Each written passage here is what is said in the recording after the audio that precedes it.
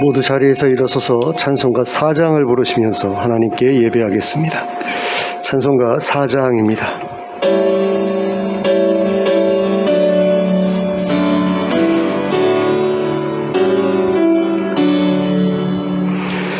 성부 성자와 성령 영원히 영광 받으옵소서. 태초로 지금까지 또 길이 영원 무궁 성삼위께 영광. 아멘. 함께 기도하겠습니다. 사랑과 은혜가 풍성하신 하나님 아버지, 오늘 저희에게 복된 주일을 허락하시고 이렇게 함께 모여 예배하게 하심을 감사합니다. 이 예배의 자리에 성령으로 임하여 주시기를 원합니다. 저희에게 찾아와 주셔서 저희를 만나 주시기를 원합니다. 그래서 저희의 마음을 새롭게 하시고 저희의 삶을 새롭게 하여 주시옵소서. 예수 그리스도의 이름으로 기도하였습니다. 아멘.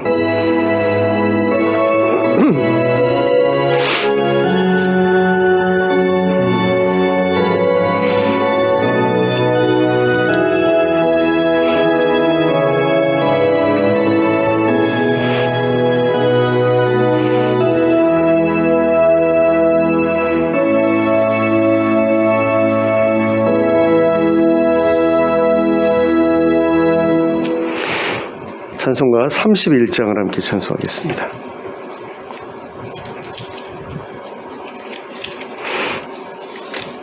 찬송가 31장입니다.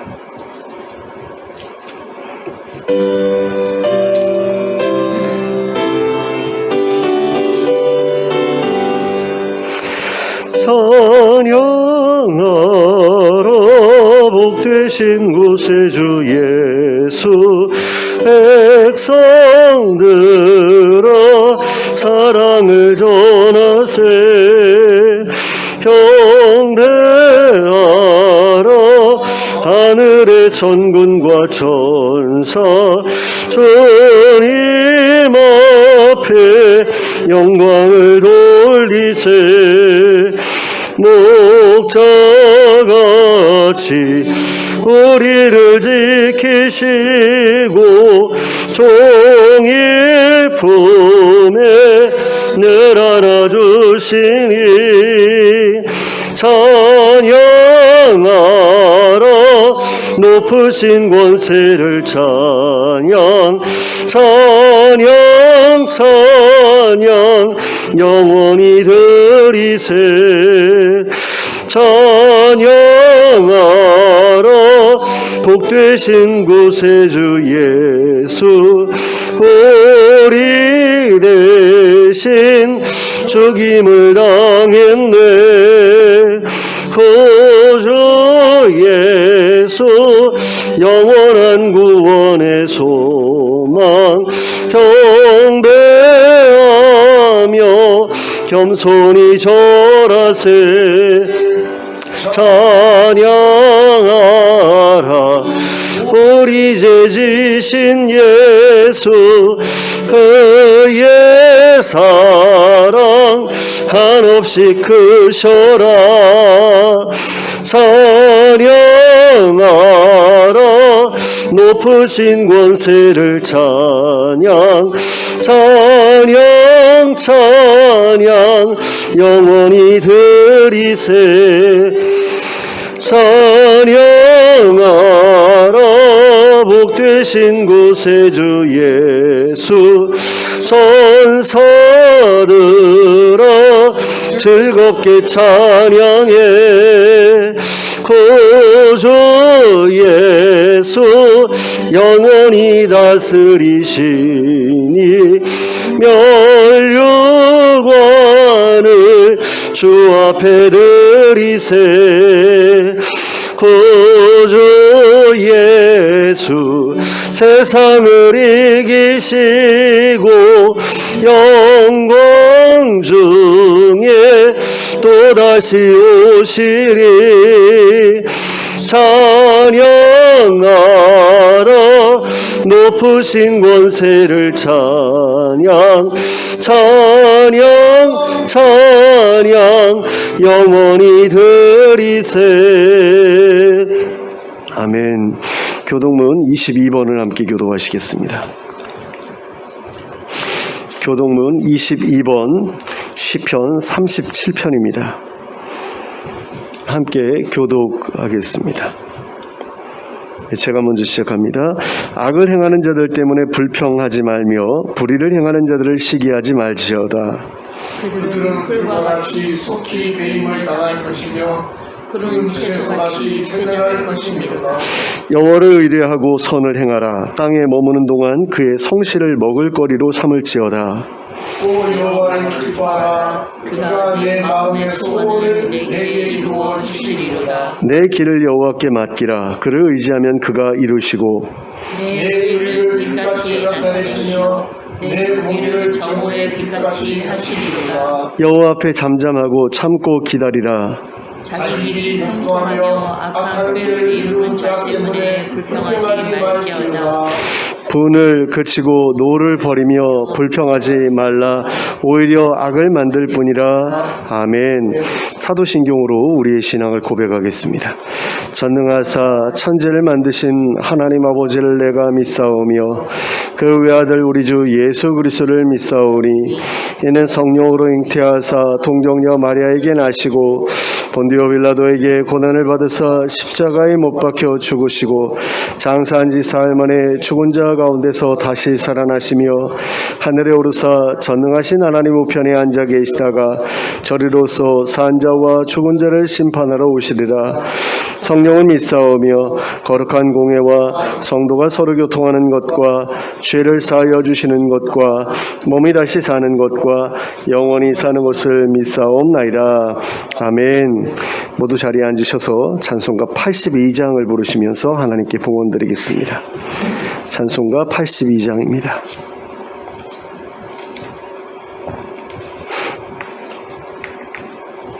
찬송가 82장 찬송하겠습니다.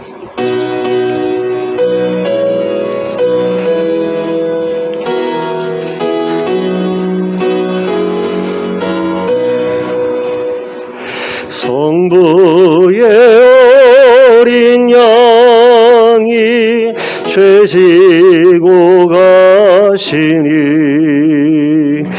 내 몸에 당하령 벌 다 대신하셨네. 내 죄가 추악하나 그 피로 씻으면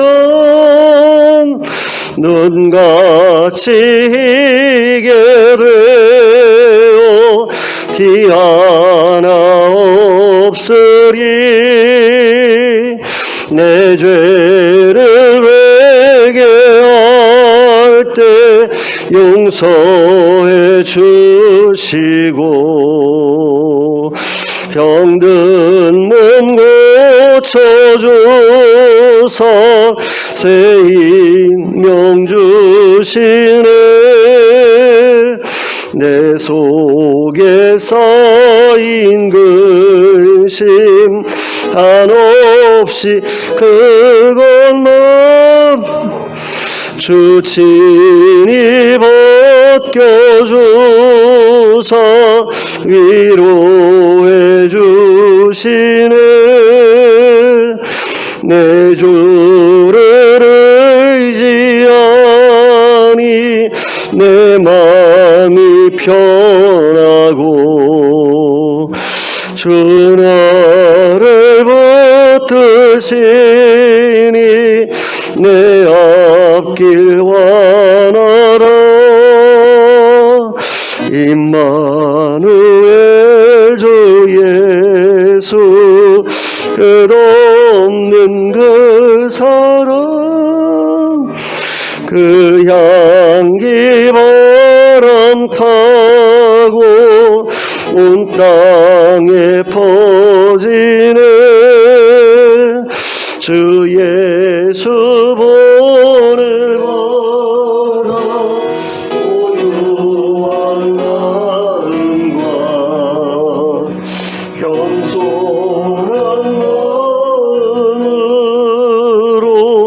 섬기며 살리라.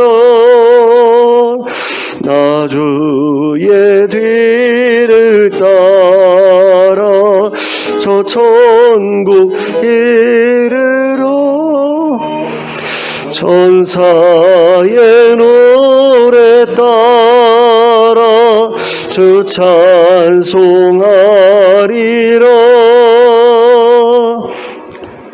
아멘. 함께 기도하겠습니다. 사랑과 은혜가 풍성하신 하나님 아버지, 한 주간 동안 저희의 삶을 보살펴 주셔서 감사합니다. 이 추운 겨울에 저희로 하여금 거할 곳이 있게 하시고 또 먹을 것이 있게 하시고 또 몸을 데울 것이 있게 해주신 것을 감사합니다. 하나님, 그러나 세상에는 우리가 누리고 있는 그런 것들을 누리지 못하고 있는 이들이 참으로 많습니다. 하나님, 기억해 주시고 불쌍히 여겨주시고 긍휼히 여겨주시기를 원합니다. 그들의 필요를 하나님 채워주시고 또 나라가 그들을 어떻게 도울 것인지를 고민하게 하시고 또 실제적인 도움의 방도를 마련하게 하시고 또 교회들도 주변에 있는 힘들고 어려운 이웃들을 돌아보는 가운데 그들의 필요를 채우기에 인색하지 않은 그런 교회들 다 될 수 있도록 은혜를 허락하여 주시기를 원합니다. 특별히 우리 교회 성도님들 가운데 경제적으로 어려움 겪고 계신 분들 하나님 한 분 한 분 기억해 주시고 찾아가 주시고 그분들의 필요를 채워 주시기를 원합니다. 그래서 우리 성도님들의 삶 가운데 궁핍함이 없게 하여 주시고 힘들고 어려운 상황 가운데서도 늘 하나님을 의지하는 가운데 새로운 소망을 가지고 새로운 삶을 개척해 나갈 수 있도록 은혜를 베풀어 주시기를 원합니다. 하나님, 좋은 일자리를 허락해 주시고 또 일할 마음과 일할 능력과 또 함께 일할 동료들을 허락해 주시는 가운데 하나님, 우리 성도님들의 삶이 계속해서 하나님께서 채워주시는 그런 물질들로 넉넉하게 차고 넘치게 하여 주시고 그래서 이웃들에게 많은 것들을 베풀 수 있는 힘들고 어려운 사람들에게 자신의 것을 흘려보낼 수 있는 그런 삶이 될 수 있도록 은혜를 베풀어 주시옵소서. 또 우리 교회 성도님들 가운데 또 아픈 분들이 있습니다. 노환으로 고통받고 있는 분들도 있습니다. 하나님, 기억해 주시기를 원합니다. 하나님께서 만나주시고 또 손얹어 주시고 치유의 광선을 발해 주시고 그래서 건강하게 회복되게 하여 주시고 하나님 부르시는 날까지 건강하게 활동하고 또 예배하다가 하나님께 갈 수 있도록 은혜를 허락해 주시기를 원합니다. 하나님 아버지, 이 교회가 하나님의 은혜 가운데 온전하게 세워질 수 있기를 원합니다. 하나님, 정말 하나님을 경외하는 자들로 하나님 이 자리가 채워지게 하여 주시고 또 하나님 앞에서 어떻게 살아야 될지를 고민하는 자들로 이 자리가 채워지게 하여 주시옵소서. 하나님 앞에서 정말 사랑받는 백성으로서 하나님의 사랑받는 자녀로서 살아가기에 부족함이 없도록 자신을 잘 지켜나갈 수 있는 저희들 되게 하여 주시고 그래서 하나님께서 처음 만드시고 보시면서 좋았다고 하셨던 그 모습을 저희가 온전히 회복하고 또 그것을 유지하며 또 갖고 가며 살아가는 삶을 살 수 있도록 은혜를 베풀어 주시옵소서. 하나님 아버지, 성령께서 늘 함께 하시는 우리의 삶이 될 수 있기를 원하고 또 우리의 예배가 될 수 있기를 원합니다. 하나님, 저희를 고아와 같이 버려두지 않겠다고 하셨는데 때때로 저희는 너무나 힘들고 어려운 가운데서 하나님께서 나와 함께 하시지 않는다고 느낄 때가 참으로 많습니다. 하나님, 그런 가운데서 늘 하나님을 부르게 하시고 찾게 하시고 그 가운데 하나님께서 성령으로 임하시는 것을 늘 경험하는 삶이 되게 해주시길 원합니다. 그래서 어떤 환경 가운데 있어도 하나님 늘 마음이 든든하게 하시고 또 절망하지 않게 해주시고 늘 소망으로 가득한 삶이 될 수 있도록 저희를 붙드시고 또 인도해 주시기를 원합니다. 하나님, 또 이 나라의 어려움을 하나님 헤아려 주시고 또 돌봐 주시기를 원합니다. 경제적으로 어려운 사람들에게 물가가 계속해서 올라가는 그런 어려움이 가중되고 있고 또 겨울이라 난방비로 고통받는 이들도 있습니다. 그들의 필요를 하나님께서 채워주시길 원합니다. 그리고 그들을 돕는 여러 기관들도 하나님 많은 후원금들을 온전하게 사용돼서 꼭 필요한 곳으로 흘려보낼 수 있게 해주시길 원합니다. 많은 이들이 그런 후원단체를 운영하면서 자신의 욕심을 채우고 있는 그런 모습을 가끔 뉴스에서 보게 됩니다. 하나님, 그런 이들이 더 이상 설 곳이 없게 하여 주시고 정말로 정직하게 어려운 이들을 돕는 이들만이 그 자리에 서서 그 사역을 감당해 나갈 수 있도록 은혜를 베풀어 주시옵소서. 또 하나님 아버지, 해외 여러 곳에 나가서 사역하고 계시는 선교사님들, 선교단체들, 또 NGO 단체들 기억해 주시고, 또 한국에서 사역하고 있는 이들도 동일하게 은혜를 베풀어 주셔서 하나님 그들의 사역을 통해서 많은 사람들이 생명을 얻게 하시고 구원을 얻게 하여 주시길 원합니다. 그들이 하나님을 만날 기회를 얻게 하여 주시고, 그 가운데서 하나님을 만나게 하시고 하나님을 의지하게 하시고, 그러면서 자신의 삶을 더욱더 아름답게 개척해 나갈 수 있는 힘을 하나님 거기에서 얻을 수 있게 하여 주시길 원합니다. 또 세계 여러 곳에서 벌어지고 있는 전쟁이 빨리 종식되게 하여 주시고, 또 자연재해로 인해 고통받고 있는 이들이 속히 그 어려운 가운데서 벗어날 수 있게 해주시길 원합니다. 하나님, 지진으로 인해서 여러 나라가 고통을 받더니 이제는 한파로 인해서 여러 나라가 고통을 받고 있습니다. 하나님, 수많은 사람들이 그 강추위 때문에 얼어 죽어가고 있다는 소식을 듣습니다. 하나님, 그 어려움도 속히 지나가게 하여 주시옵소서. 날이 속히 풀리게 하여 주시고, 그래서 더 이상 얼어 죽는 사람들 나오지 않게 하여 주시고, 그들의 모든 필요들이 하나님 온전히 공급되어져서 굶주리거나 하는 일도 생기지 않도록 하나님 붙들어 주시기를 원합니다. 하나님, 세계 여러 곳에서 벌어지는 이런 일들을 뉴스를 통해서 보는 가운데 하나님, 우리가 살고 있는 곳이 참으로 에덴 동산이 아니구나라는 사실을 다시 한번 깨닫게 됩니다. 우리가 정말 하나님 안에서 풍요롭고 또 안전하게 살아가던 그런 그곳을 우리가 사모하지 않을 수가 없는데, 많은 사람들이 이 땅에서 살아가는 것이 전부인 줄로 생각하고 살아가는 그런 모습들을 많이 봅니다. 하나님, 그러나 이제는 눈을 돌려서 하나님 나라를 보게 하시고 그 나라를 소망하게 하시고, 그래서 이 땅에 소망을 두고 살아가지 않게 하여 주시고, 그런 가운데 정말로 하나님 나라에 들어가기 위한 준비를 이 땅에서부터 잘 해나가는 저희 모두가 될 수 있도록 허락해 주시길 원합니다. 나 혼자만 잘 먹고 잘 사는 그런 세상을 꿈꾸지 않게 하시고, 모든 이들이 함께 어우러져서 어려움 없이 서로의 도움을 통해서 모든 일들을 극복해 나가는 그런 훈련을 이 땅에서부터 잘 감당하게 하시고, 그런 가운데 모든 것이 넉넉할지라도 하나님, 정말 그곳이 지옥이 될 수 있는 그런 사실을 깨닫는 가운데 정말 아름답게 다듬어진 그런 성품을 가지고 하나님 나라에 들어갈 수 있도록 우리 모두를 인도해 주시길 원합니다.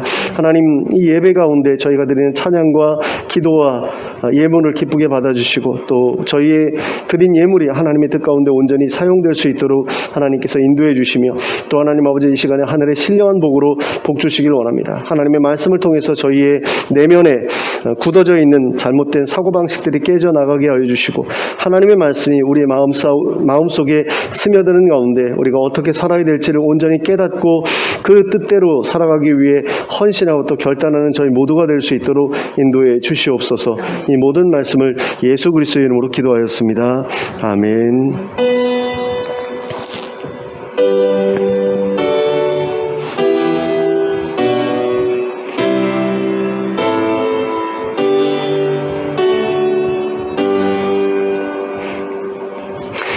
교회 소식 함께 보시겠습니다. 올해는 매 주일마다 스토리 바이블의 순서에 따라 설교를 진행하려고 합니다. 예배실 입구 쪽 책장에 스토리 바이블을 비치해 두었으니 주일 예배를 전후해서 그날 설교에 해당하는 본문을 꼭 찾아 읽어보시기를 부탁드립니다. 교우들의 건강을 위해서 기도해 주시기 바랍니다. 우리 주보에 있는 명단을 보시면서 함께 기도해 주셨으면 좋겠습니다. 그 스토리 바이블 뒤에 비치되어 있는데 한 번씩 보고 계시는지 잘 모르겠어요. 꼭 한번 읽어보셨으면 좋겠습니다. 한 4페이지 정도밖에 안 되거든요. 그 한 주의 분량이 4페이지, 5페이지, 많아야 5페이지인데 5페이지도 거의 드물고 4페이지 정도면은 그 내용을 다 훑어볼 수가 있습니다. 그리고 그걸 읽어보시면 오늘 설교가 어떤 내용이겠구나라는 것이 대략적으로 이렇게 그려지거든요. 그럼 설교 들으시는데도 도움이 많이 될 거라고 생각이 됩니다. 이상으로 교회 소식 말씀드렸습니다. 좌우를 눌러보시면서 인사 나누시기 바랍니다. 잘 오셨습니다. 반갑습니다. 하나님의 말씀, 창세기 3장 1절부터 21절까지의 말씀입니다.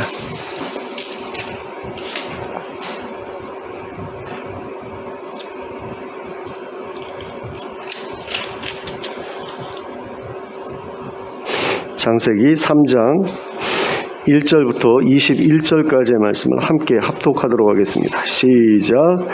그런데 뱀은 여호와 하나님이 지으신 들짐승 중에 가장 간교하니라. 뱀이 여자에게 물어 이르되 하나님이 참으로 너희에게 동산 모든 나무의 열매를 먹지 말라 하시더냐. 여자가 뱀에게 말하되 동산 나무의 열매를 우리가 먹을 수 있으나 동산 중앙에 있는 나무의 열매는 하나님의 말씀에 너희는 먹지도 말고 만지지도 말라 너희가 죽을까 하노라 하셨느니라. 뱀이 여자에게 이르되 너희가 결코 죽지 아니하리라. 너희가 그것을 먹는 날에는 너희 눈이 밝아져 하나님과 같이 되어 선악을 알 줄 하나님이 아심이니라. 여자가 그 나무를 본즉 먹음직도 하고 보암직도 하고 지혜롭게 할 만큼 탐스럽기도 한 나무인지라. 여자가 그 열매를 따먹고 자기와 함께 있는 남편에게도 주매 그도 먹은지라. 이에 그들의 눈이 밝아져 자기들이 벗은 줄을 알고 무화과 나무 잎을 엮어 치마로 삼았더라. 그들이 그날 바람이 불 때 동산에 거니시는 여호와 하나님의 소리를 듣고 아담과 그의 아내가 여호와 하나님의 낯을 피하여 동산 나무 사이에 숨은지라. 여호와 하나님이 아담을 부르시며 그에게 이르시되 내가 어디 있느냐. 이르되 내가 동산에서 하나님의 소리를 듣고 내가 벗었으므로 두려워하여 숨었나이다. 이르시되 누가 너의 벗었음을 내게 알렸느냐. 내가 내게 먹지 말라 명한 그 나무 열매를 내가 먹었느냐. 아담이 이르되 하나님이 주셔서 나와 함께 있게 하신 여자 그가 그 나무 열매를 내게 주므로 내가 먹었나이다. 여호와 하나님이 여자에게 이르시되 내가 어찌하여 이렇게 하였느냐. 여자가 이르되 뱀이 나를 꿰므로 내가 먹었나이다. 여호와 하나님이 뱀에게 이르시되 내가 이렇게 하였으니 내가 모든 가축과 들의 모든 짐승보다 더욱 저주를 받아 배로 다니고 살아있는 동안 흙을 먹을지니라. 내가 너로 여자와 원수가 되게 하고 내 후손도 여자의 후손과 원수가 되게 하리니 여자의 후손은 내 머리를 상하게 할 것이요 너는 그의 발꿈치를 상하게 할 것이니라 하시고 또 여자에게 이르시되 내가 내게 임신하는 고통을 크게 더하리니 내가 수고하고 자식을 낳을 것이며 너는 남편을 원하고 남편은 너를 다스릴 것이니라 하시고 아담에게 이르시되 내가 내 아내의 말을 듣고 내가 내게 먹지 말라 한 나무의 열매를 먹었은즉 땅은 너로 말미암아 저주를 받고 너는 내 평생에 수고하여야 그 소산을 먹으리라. 땅이 내게 가시덤불과 엉겅퀴를 낼 것이라. 내가 먹을 것은 밭의 채소인즉 내가 흙으로 돌아갈 때까지 얼굴에 땀이 흘려야 먹을 것을 먹으리니 내가 그것에서 취함을 입었음이라. 너는 흙이니 흙으로 돌아갈 것이니라 하시니라. 아담이 그의 아내의 이름을 하와라 불렀으니 그는 모든 산자의 어머니가 됨이더라. 여호와 하나님이 아담과 그의 아내를 위하여 가죽옷을 지어 입히시니라. 아멘. 예, 이웃이 싫으면 이웃집 개도 싫다고 하지요. 그 개가 아무리 예뻐도 마찬가지입니다. 사탄도 사람들이 싫었습니다. 자기가 미워하는 하나님이 사람들을 사랑하셨기 때문입니다. 그래서 사탄은 하나님과 사람들의 사이를 갈라놓기를 바랐습니다. 사람들이 에덴 동산에서 쫓겨나기를 바랐습니다. 하나님과 사람들이 함께 있는 모습조차 보기 싫었기 때문입니다. 그래서 사탄은 사람들로 하여금 하나님께 미움을 받게 만들기로 했습니다. 그래서 사탄은 사람들로 하여금 선악을 알게 하는 나무의 열매를 따먹게 하기로 했습니다. 하나님께서 사람들에게 하지 말라고 명하신 일은 그 일이 유일했고 그 일을 하게 만드는 것이야말로 아담과 하와가 하나님께 미움을 받게 만들 유일한 방법이었기 때문입니다. 그래서 사탄은 뱀의 모습을 하고 하와에게 접근했습니다. 그리고 하와에게 이렇게 질문했습니다. 1절 후반부의 말씀입니다. 하나님이 참으로 너희에게 동산 모든 나무의 열매를 먹지 말라 하시더냐. 근데 여기에는 우리가 놓치지 말아야 할 부분이 있습니다. 그것은 사탄이 이 질문에서 선악과에 대해 아무런 언급도 하지 않았다라는 것입니다.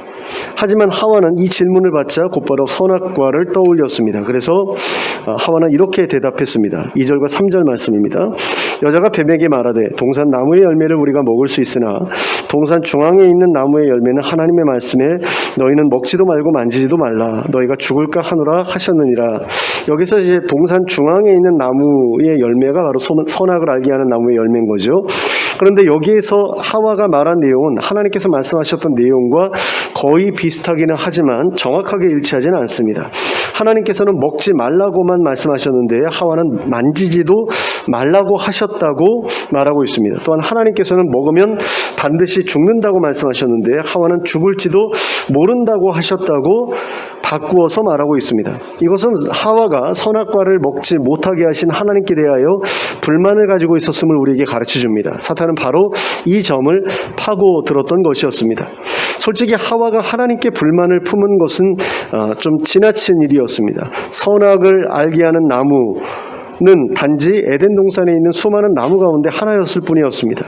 다른 수많은 나무의 열매가 하와에게 모두 다 허락되어 있었습니다. 그런데도 하와는 그 수많은 나무 중에서 단 한 나무의 열매만을 먹지 말라고 하신 그 하나님의 말씀에 대해서 불만을 품었던 것입니다. 그런데 우리의 인생에도 늘 이와 같이 말도 안 되게 사소한 일로 인해서, 작은 일로 인해서 하나님께 불만을 품게 되는 일들이 벌어집니다. 하나님께서 다른 이들보다 더 많은 것들을 허락해 주셨음에도 불구하고 한두 가지 부족한 것에 주목하다가 하나님께 불만을 품게 되는 경우가 적지 않다라는 겁니다. 그리고 사탄은 늘 그 점을 이용해서 우리와 하나님 사이를 갈라놓으려고 합니다. 하와에게 그랬던 것처럼 하나님께서 허용하지 않으신 수단들을 이용해서 너의 불만을 해결하라고 부추깁니다. 사탄은 그 과정에서 그 사람으로 하여금 하나님께서 허용하시지 않은 수단을 이용해서 얻게 되는 이익에 주목하게 만들고 동시에 그 일을 할 때 따라오게 될 대가에 대해서는 눈을 감게 만듭니다. 사탄은 하와에게도 이와 같은 전략을 사용해서 선악과를 먹도록 만들었습니다. 사탄은 하와에게 선악과를 먹으면 눈이 밝아져 하나님처럼 지혜롭게 될 것이라고 말했습니다. 그리고 선악과를 먹으면 죽게 된다는 하나님의 경고는 거짓말일 뿐이고 선악과를 먹어도 절대 죽지 않을 것이라고 주장했습니다. 선악과를 먹음으로써 얻게 될 이익에 대해서는 크게 부풀려서 강조하고 선악과를 먹음으로써 치르게 될 대가에 대해서는 한없이 축소해서 하와의 눈을 가리었던 것입니다. 그리고 이러한 사탄의 말을 들은 하와는 선악을 알게 하는 나무의 열매를 자세히 들여다보았습니다. 과연 사탄의 말처럼 먹음직도 하고 보암직도 하고 지혜롭게 할 만큼 탐스럽기도 했습니다. 그래서 그 열매를 따먹고는 자기 남편에게도 그 열매를 가져다 주었습니다. 그래서 그 남편도 그 열매를 먹었습니다. 그러면 하와는 왜 이러한 사탄의 거짓말에 속아 넘어가고 말았을까요? 하와는 왜 하나님의 명령에 불순종했을까요? 하와는 왜 선악을 알게 하는 나무의 열매를 따 먹었을까요? 그 첫 번째 이유는 하와에게 하나님처럼 되고 싶다는 갈망이 있었기 때문입니다. 하나님처럼 모든 것을 하고 싶다는 갈망이 있었기 때문입니다. 내가 하고 싶은 일을 누군가가 가로막아서 하지 못하게 되는 일이 싫었기 때문입니다. 내가 하고 싶은 일 중에서 할 수 없는 일이 존재한다는 것 자체가 싫었기 때문입니다. 자기가 하고 싶은 일은 뭐든지 다 할 수 있기를 바랐기 때문입니다. 그런데 솔직히 이야기하면 우리의 내면에도 하와와 똑같은 갈망이 있는 것을 볼 수 있습니다. 어린 아이들의 행동을 보면 그 사실을 더 분명하게 확인할 수 있습니다. 어리면 어릴수록 자신의 행동에 제약이 가해지는 것을 참지 못하는 것을 보게 됩니다. 뭐든지 자기가 하고 싶은 대로만 하려고 합니다. 그리고 그것을 제지당하게 되면 화를 내고 울음을 터뜨립니다. 사단이 우리로 하여금 죄를 짓게 만들고자 할 때 건드리는 부분이 바로 이 부분입니다. 그것 자체가, 그런 어떤 갈망 자체가 그 죄라기보다는 그 갈망을 좇아서 절제하지 못하는 게 죄지요. 근데 그 부분이 사람들에게 있기 때문에 사단이 거기를 건드려서 범죄하게 한다라는 겁니다. 하와가 선악을 알게 하는 나무의 열매를 먹었던 두 번째 이유는 하나님을 불신했기 때문입니다. 하와는 하나님이 선악을 알게 하는 나무의 열매를 먹지 못하게 하신 이유가 사탄이 말한 그대로일 것이라고 생각했습니다. 사람들이 하나님처럼 지혜롭게 되는 것이 싫어서 자기들에게 먹지 말라고 하셨다고 생각했던 거죠.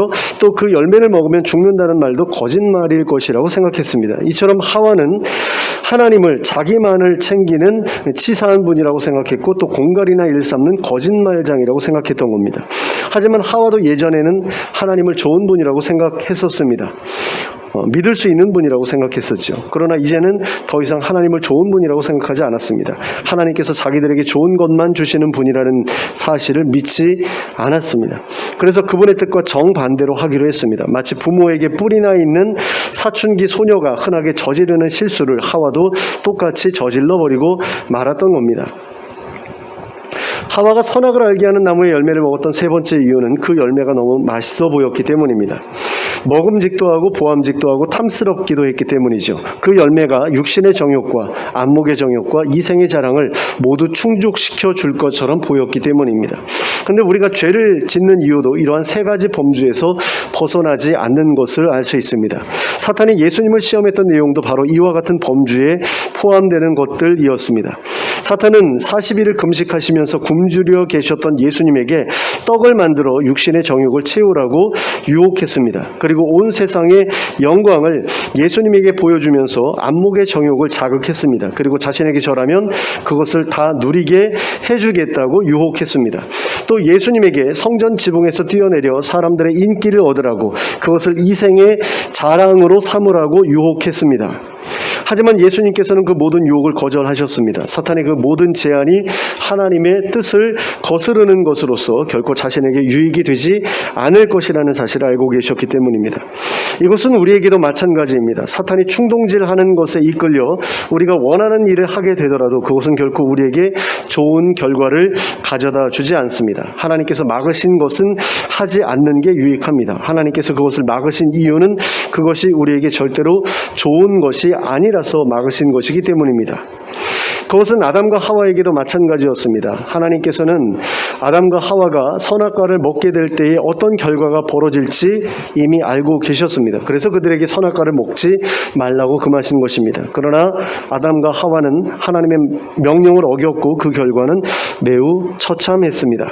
전에는 부끄럽지 않았던 것이 부끄러운 일이 되었습니다. 그래서 그들은 하나님 앞에서 숨게 되었습니다. 그리고 예전처럼 하나님과 친밀하고 편안한 관계를 누리지 못하게 되었습니다. 그리고 그것은 아담과 하와 사이의 관계에 있어서도 마찬가지였습니다.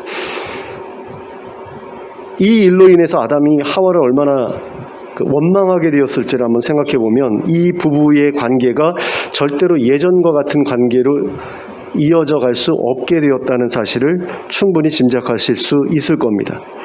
그런 거 있잖아요. 아내가 뭐 도박에 빠져가지고 집을 날려먹었어요. 그럼 그 남편이 얼마나 그 아내가 믿겠습니까? 이혼하는 경우가 많죠. 연예인들 가운데도 그런 것 때문에 이혼한 연예인이 있지 않습니까? 근데 하와가 가져다준 열매를 자기가 먹었는데 자기가 먹은 건 사실 자기 책임임에도 불구하고 가져다준 책임도 있으니까 이 아내 탓을 하게 되지 않겠어요? 아내 때문에 어떻게 보면 에덴 동산을 날려먹은 거잖아요. 자기 거는 아니지만, 소유는 아니지만. 아담과 하와 사이의 관계도 완전히 깨져버리게 됐죠. 물론 그 이후에도 둘은 부부로 살았지만 예전과 같을 수는 없었을 겁니다. 그뿐 아니라 아담과 하와는 에덴 동산에서 쫓겨나게 됐죠. 하나님을 신뢰하지도 않는 사람이 에덴 동산에서 하나님의 일꾼으로서 살아갈 수는 없는 일이기 때문입니다. 그래서 그들은 에덴 동산 밖으로 쫓겨날 수밖에 없었습니다. 또한 하와는 출산하는 고통을 얻게 되었습니다. 그리고 아담은 노동하는 고통을 얻게 됐습니다. 하와가 처음 창조되었을 때에는 출산이 힘들지 않도록 창조되었습니다. 또 아담에게 에덴 동산이 맡겨졌을 때에는 에덴 동산에서의 노동이 그렇게 힘든 일이 아니었습니다. 아마 하루에 어느 정도만 노동을 하면 그 이후에는 네 마음대로 쉬어도 된다라고 아마 그렇게 하시지 않았을까라는 생각이 듭니다. 그러나 이제는 그 모든 것이 바뀌었습니다. 출산은 고통스러운 것이 되었습니다. 노동은 힘든 것이 되었습니다. 죄를 지었고 그 결과 저주를 받게 되었기 때문입니다.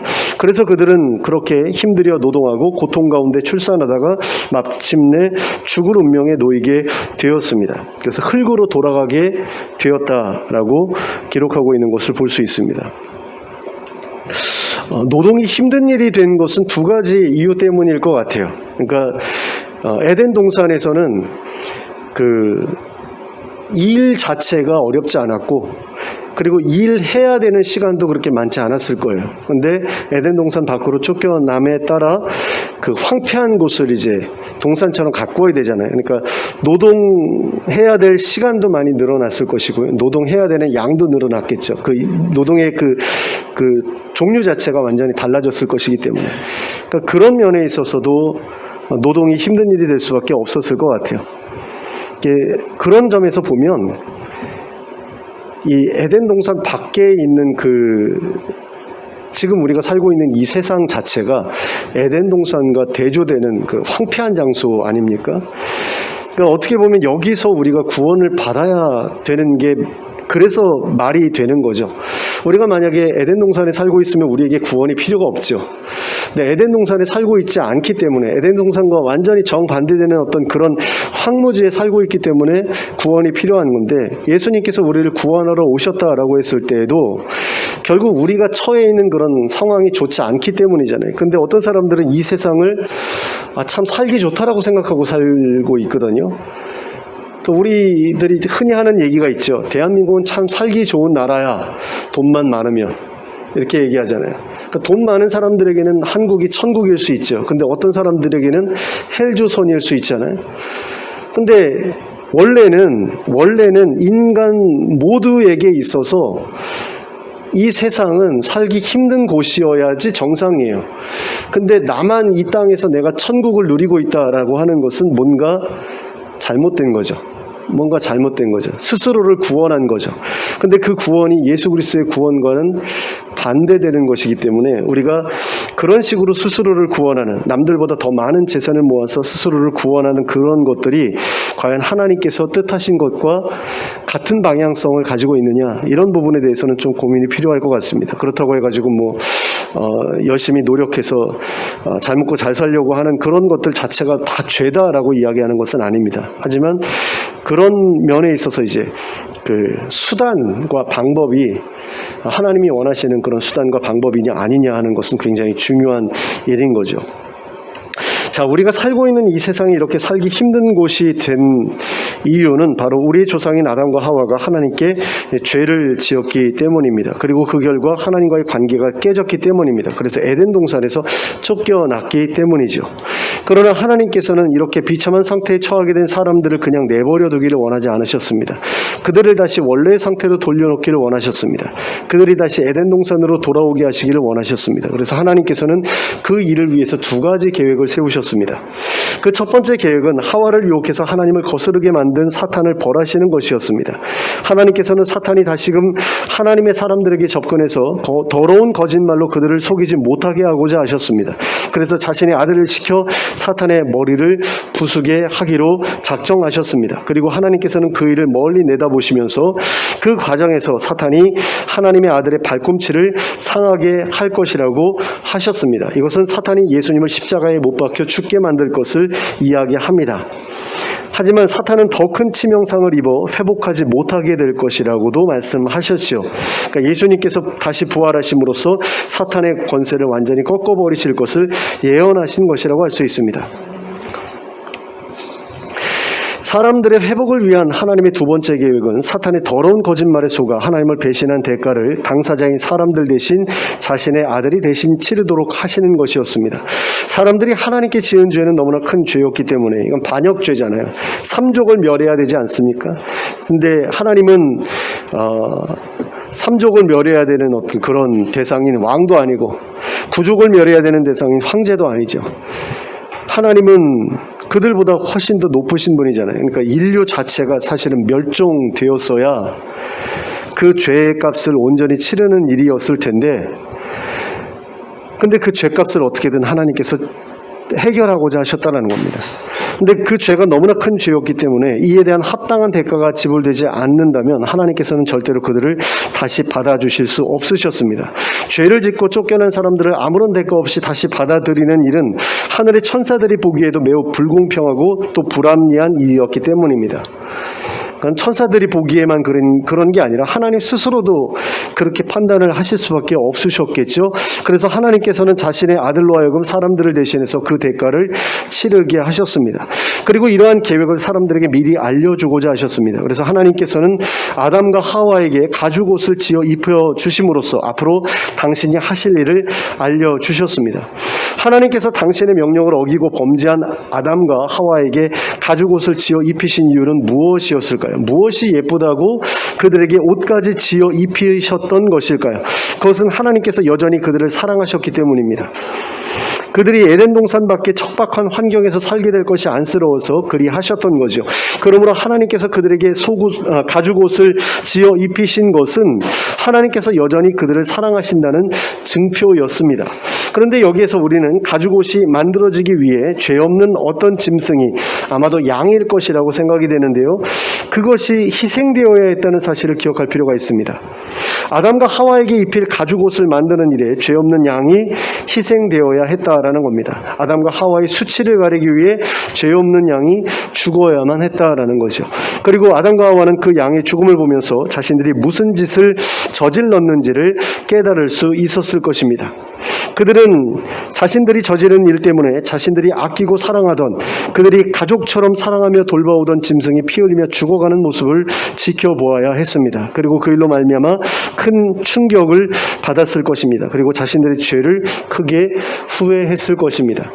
아담과 하와에게 에덴 동산에서 주어졌던 명령이 무엇입니까? 돌보라는 것이었잖아요.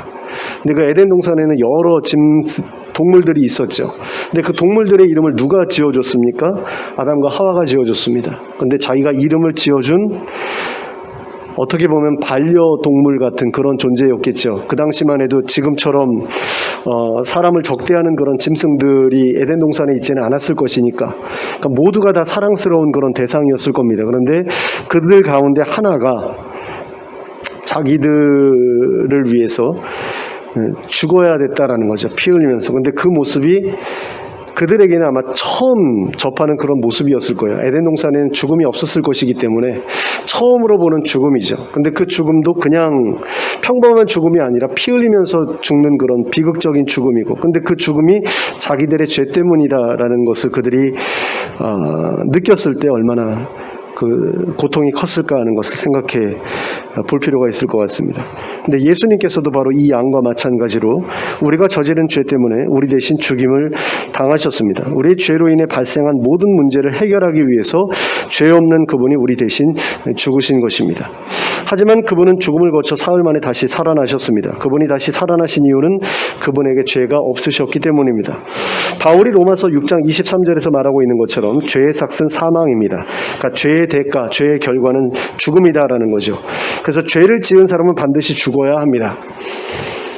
사실 하나님의 법에 따르면 살인죄 지은 사람들을 사형시키는 게 맞습니다. 근데 그게 오용되기 때문에 우리가 그것을 가급적이면 하지 말자, 그 사형시키지 말자 해가지고 지금 분위기가 사형을 안 시키는 방향으로 가고 있는데, 모르겠습니다. 하나님께서 그것에 대해서 어떻게 판단하실지 모르겠어요. 근데 우리가 살인자라고 잡아서 죽였는데, 사형시켰는데 나중에 살인자가 따로 있다라는 걸 발견하게 되는 경우가 있었잖아요. 그런 것을 우리가 막기 위해서 함부로 사형시키지 말자, 이런 그 방향으로 나아가고 있는데, 진짜로 그 사람이 살인자가 확실하다라고 했을 때에도 그렇게 유보해야만 하느냐라는 부분에 대해서는 좀 고민이 있습니다. 근데 어쨌든 하나님께서 나중에 다 공정하게 판결해 주실 것이기 때문에 모두가 하나님 심판대 앞에 서서 다시 판결을 받을 것이기 때문에 그거는 하나님께 맡겨드려야 될 부분이라는 그런 생각이 듭니다. 그 죄를 지은 사람은 반드시 죽어야 된다라는 게 하나님의 법이라는 거죠. 그러나 죄를 짓지 않는 사람은 죽어야 할 필요가 또 이유가 없는 겁니다. 그러므로 죽음도 죄 없는 사람은 건드릴 수가 없습니다. 그러므로 다시 멀쩡하게 돌려보내야만 합니다. 그래서 예수님이 죽음에서 다시 살아나신 것입니다. 그리고 예수님께서는 이렇게 다시 살아나심으로써 죽음의 권세를 꺾어버리셨습니다. 그래서 사단이 더 이상 죽음의 권세를 휘두를 수 없게 만들어 버리셨습니다. 그래서 사단은 더 이상 죽음의 공포를 가지고 사람들을 위협할 수 없게 됐습니다. 그러니까 사람들을 위협하는 그런 수단 가운데 너 죽여, 너 계속 그러면 내가 죽일 거야 라는 게 그 굉장한 위협이잖아요. 그런데 더 이상 내가 그 죽음을 겪음으로써 내 인생이 완전히 끝나버린다 라는 게 아니라는 사실을 알게 되면 그런 그 죽음의 위협이 더 이상 공포가 될 수가 없는 거죠. 그러니까 너가 날 죽여도 내 영혼은 죽이지 못해. 또 하나님께서 내 그 삶을 다시 시작할 수 있게 해주실 거야라는 그런 그 확신을 가지고 있는 사람들은 죽음을 가지고서 위협할 수 없게 되죠. 그 세상이 감당할 수 없는 사람이 되는 거죠. 근데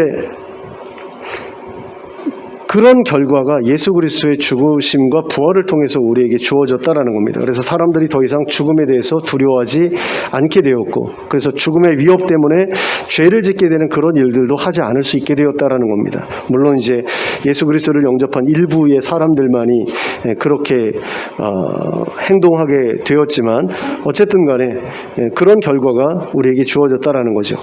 하나님이 이처럼 자신의 아들까지 동원해서 우리를 살려내신 이유는 바로 우리를 사랑하시기 때문입니다. 이게 왜 그렇죠? 당신이 직접 만든 피조물이잖아요. 그런 거 있지 않습니까? 소설에서도 가끔씩 요즘에는 나오더라고요. 유튜브에도 가끔 나오고 그러는데, 그 사람들 가운데 그 피규어 만드는 거 취미인 사람들 있죠. 그 소장하는 거 취미인 사람들 있잖아요. 그런 삼촌들이 이렇게 비싼 돈 주고 사온 그 피규어를 이렇게 잘 장식을 해놨는데, 명절에 조카들이 놀러 와가지고 그거 아작을 내면 난리가 나지요. 그래가지고 막 형제간에 이렇게 의가 상하고 다시는 보지 말자 뭐 이렇게 되는 경우도 있고 막 그러잖아요. 근데 한낱 그 피규어 하나만 가지고도 그렇게 관계가 깨지는데요. 그 정도로 그렇게 그 피규어를 사랑하는 사람들도 있는데, 하나님께서 당신의 형상을 그대로 본따서 만드신 그 피조물, 어떻게 보면 반려생물이라고 말할 수 있는 그런 인간들을 그냥 그 죄를 지었다라는 그런 사실 때문에 그냥 죽여서 멸종시키고 그렇게 끝내버릴 그 정도로 가볍게 생각하지 않으셨다라는 거죠. 요즘에는 그 애완동물 죽으면 그 체세포 복제해가지고 그 복제견을 이렇게 주문해가지고 다시 키우는 그런 사람들도 있잖아요. 그 정도로 정을 나눈 그런 어떤 관계들이 사실은 하나님과 우리 사이의 그 관계보다는 훨씬 못한 그런 관계라는 거죠. 하나님은 그보다 우리를 더 사랑하신다라는 겁니다. 그렇기 때문에 자기 아들까지 동원해서 자기의 그 피조물인 우리를 살려내셨다라는 거죠. 근데 사람들은 오랫동안 하나님의 사랑을 알지 못했습니다. 하나님께서 얼마나 자신들을 사랑하시는지 알지 못했습니다. 하나님이 자신들을 사랑하신다는 증거를 발견할 수 없었기 때문입니다. 그래서 하나님께서는 자신이 사람들을 사랑하신다는 사실을 사람들에게 알려주기로 하셨습니다. 그 증거를 보여주기로 하셨습니다. 그래서 자신의 아들을 희생하기로 하신 겁니다. 대가를 치르기로 하신 겁니다. 희생이 없이는 사랑도 드러나지 않기 때문입니다. 그러나 하나님께서 싫다는 아들을 억지로 보내신 것은 아니었습니다. 그 일은 하나님의 아들이 자원했기 때문에 가능했던 일이었습니다. 그리고 그 일은 하나님께서 당신의 아들을 다시 살려낼 능력이 있으셨기 때문에 허락하신 일이기도 했습니다. 많은 사람들이 아니 남의 자식 살리겠다고 자기 자식을 죽음으로 내모는 그분이 어떻게 사랑이 많은 분이라고 할 수 있느냐 그러면서 하나님을 조롱하는 그런 이야기를 들은 적이 있는데요. 그건 아닙니다. 하나님께서 자기 아들을 죽음에 내어주실 수 있으셨던 이유는 다시 살려내실 능력이 있으셨기 때문인 거죠. 하나님께서 아브라함에게 이삭을 바쳐라라고 말씀하셨던 이유는 아브라함이 이삭을 죽여도 그 이삭을 다시 살려내실 수 있는 능력이 하나님께 있으셨기 때문입니다. 그런데 아예 죽이지도 못하게 하셨죠. 그냥 시험하고 그걸로 끝내시잖아요. 그런 하나님이다라는 겁니다. 근데 그런 하나님이 자기 아들을 다시 살려낼 확신도 없이 능력도 없이 죽음으로 내어 모셨다? 있을 수 없는 일이죠. 그러니까 그런 부분에서 우리가 하나님을 오해해서는 곤란합니다. 자, 그래서 이 일은 사람들을 향한 하나님의 사랑과 하나님의 아들의 사랑이 합력해서 이뤄낸 크나큰 희생이었다라는 것을 우리가 기억할 필요가 있습니다. 이게 그냥 그렇다고 해서 간단하게 이루어진 거 아니잖아요. 무려 30몇 년이라는 그 시간 동안 이 땅에 오셔서 사람으로서 우리하고 똑같이 지내셨잖아요. 근데 얼마나 그게 힘든 일입니까? 모르겠어요. 세상을 편하게 살아온 사람들에게는 그게 별로 힘든 일이 아닌 것처럼 느껴질 수도 있어요. 그런데 사람들의 그 고통스러운 모습을 보면서 안타까워하는 그런 마음을 가지고 30몇 년을 지낸다라고 하는 것은 굉장히 힘든 일이죠. 솔직히 한번 생각해 보세요. 부처님도 10대 때인가 인간의 그런 고통을 다 알게 되잖아요. 그리고 그것 때문에 고통스러워하지 않습니까? 자기는 부잣집 아들인데 왕가의 자손이잖아요. 그러니까 자기는 잘 먹고 잘 살 수 있는데도 불구하고 세상 구경 나갔다가 사람들이 너무나 힘들게 사는 모습을 보면서 마음 아파하지 않습니까? 근데 예수님은 얼마나 더 그러셨을까요?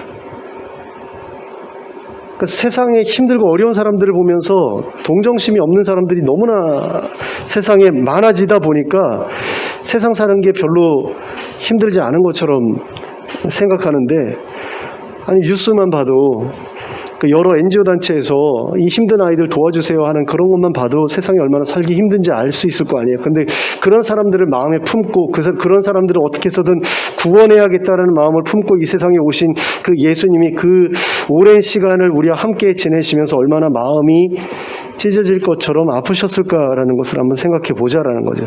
그 결코 쉬운 일이 아니었을 것이다라는 겁니다.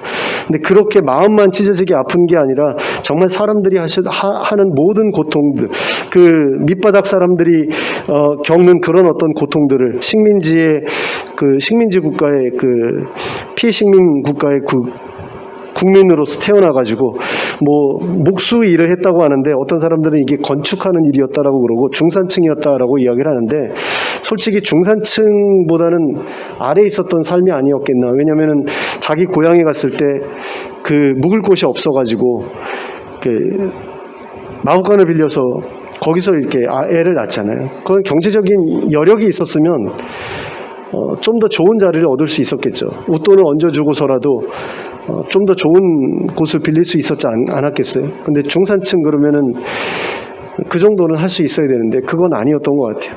힘든 그런 삶을 사시다가 또 나중에는 굉장히 비극적으로 돌아가시잖아요. 그러니까 이게 정말로 사랑하는 마음이 없이는 할 수 없는 그런 일이었다라는 거죠. 바로 그 사랑이 우리를 구원했다라는 겁니다. 예수님의 대속의 죽음이 우리를 구원했죠. 그러면 그 큰 사랑으로 구원받은 우리는 이제 어떻게 살아야 하는 것일까요? 이제 다시는 사탄의 거짓말에 속아 넘어가지 말아야 합니다. 그래서 다시는 아담과 하와처럼 범죄하지 말아야 합니다. 우리는 결코 하나님처럼 되려고 하지 말아야 합니다. 하나님과 상관없이 내 마음대로 세상을 살아가겠다고 고집 부리지 말아야 합니다. 나만을 위해서 또 내 가족만을 위해서 살아가려고도 하지 말아야 합니다. 범죄하기 이전에 아담과 하와처럼 하나님을 위해서 살아야 합니다. 하나님께서 맡겨주신 일들을 위해서 살아야 합니다. 그러기 위해서 하나님께서 맨 처음에 만들어주시고 사랑스럽다고 하셨던 원래의 모습을 회복해야 합니다. 우리 자신과 우리의 가정과 우리가 살아가고 있는 이 세상을, 이 사회를 하나님께서 만드셨던 그 원형의 모습 그대로 아름답고 사랑스러운 것이 되도록 하기 위해 노력해야 합니다. 그러나 그 모든 것 이전에 우리가 가장 먼저 해야 할 일이 있습니다. 그것은 우리가 다시금 하나님을 신뢰하는 자가 되는 것입니다. 그분의 사랑을 온전히 믿고 오직 그분만 의지하는 자가 되는 것입니다. 그렇게 되어야만 우리는 더 이상 사탄의 거짓말에 속아 넘어가지 않게 될 것입니다. 그래야만 우리는 더 이상 하나님과 우리 사이의 아름다운 관계를 망쳐놓지 않게 될 수 있을 것입니다. 그래서 하나님과 함께 하나님의 나라에서 영원히 행복하게 살아갈 수 있게 될 것입니다. 그러므로 예수 그리스도의 죽으심을 통해 드러난 하나님의 사랑을 온전히 깨달아서 하나님의 사랑받는 자녀에 어울리도록 하나님을 완전하게 신뢰하고 의지하고 순종하며 살아가는 우리 모두가 될 수 있기를 예수 그리스도의 이름으로 축원합니다. 함께 기도하겠습니다. 사랑의 하나님 아버지, 하나님께서 너무나 좋은 것들을 저희에게 주셨는데도 불구하고 그것에 만족하지 못하고 우리에게 주어지지 않은 한 가지에 주목하다가 하나님의 뜻을 어기고 하나님께 죄를 짓고 그래서 그 모든 것들을 잃어버렸던 그 과거의 일들을 우리가 살펴보았습니다. 근데 그런 아담과 하와의 모습을 보면서 우리가 손가락질할 수 없는 이유는 그들과 똑같은 그런 모습들이 우리에게도 있기 때문입니다. 하나님, 그 사실을 우리가 잊지 않기를 원합니다. 우리 안에도 아담과 하와가 가지고 있었던 그 본성이 그대로 남아있고 그것이 자칫 잘못하면 죄로 흐를 수 있다는 사실을 우리가 기억하기를 원합니다. 그래서 그러한 부분에 우리가 주의를 기울일 수 있도록 저희의 마음을 붙잡아 주시기를 원합니다. 그러나 그 전에 하나님의 사랑을 더욱더 깊이 깨닫는 저희가 될 수 있길 원합니다. 그래서 하나님을 철저하게 신뢰하고 그분이 우리에게 좋지 않은 것을 명령하실 이유가 없다는 사실을 기억하는 가운데 그분의 말씀에 온전히 순종하며 살아가는 저희들이 되게 하여 주시옵소서. 그래서 하나님께서 저에게 맡겨주신 우리의 삶과 또 우리 가정과 또 우리가 몸담고 있는 사회가 정말 하나님께서 보시기에 아름다운 그런 모습으로 유지될 수 있도록 지켜나가는 일에 헌신할 수 있게 되기를 원합니다. 그리고 그럼으로써 하나님의 마음에 흡족함을 안겨드리고 우리에게 베풀어 주신 사랑에 대한 온전한 반응을 하나님께 돌려드리는 저희들 되기를 간절히 원합니다. 우리를 위해서 우리를 너무나 사랑하시기 때문에 자기 목숨까지 내어주셨던 예수님을 기억하면서 그 희생에 어떻게 보답할 것인지를 고민하는 가운데 우리도 사랑으로 하나님 앞에 반응하는 삶을 살아가게 하시고 그 사랑을 어떻게 표현할 것인가를 에덴 동산에서의 그 아담과 하와의 삶을 통해서 다시 한번 생각해보는 저희들 되게 하여 주시옵소서. 그래서 정말 이 땅에서부터 하나님 나라를 살아가고 있는 그런 사람들처럼 살아가게 하시고 그래서 이 땅을 하나님 나라로 바꾸어 보려는 그런 시도를 멈추지 않는 저희들 되게 하여 주시옵소서. 그래서 정말로 예수 그리스도께서 친히 완성하신 하나님 나라가 우리에게 주어질 때에 그것을 망치지 않고 영원히 보존할 수 있는 그런 준비된 하나님의 백성 될 수 있도록 저희를 이끌어 주시옵소서. 예수 그리스도의 이름으로 기도하였습니다. 아멘. 모두 일어서서 찬송가 294장을 함께 찬송하시겠습니다.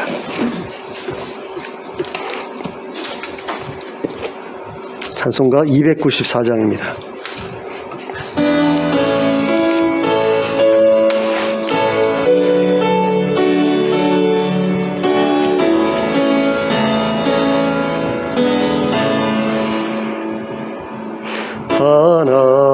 하나님은 왜 아들을 주시는 때까지 세상 사람 사랑하니 참 사랑이로다.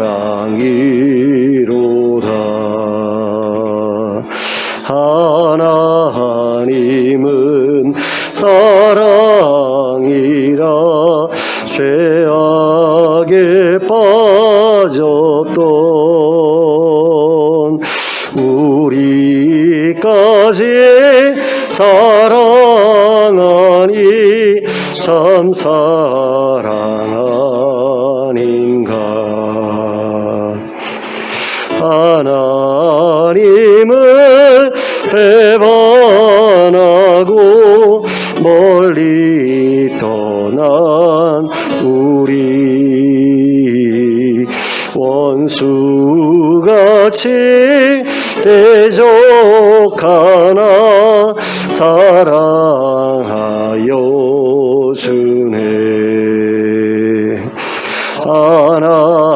하나님은 사랑이라 죄악에 빠졌던 우리까지 사랑하니 참 사랑 아닌가. 세상 죄를 사시려 우리 죽을 대신 성자의 손 십자가에 고난 받으셨네.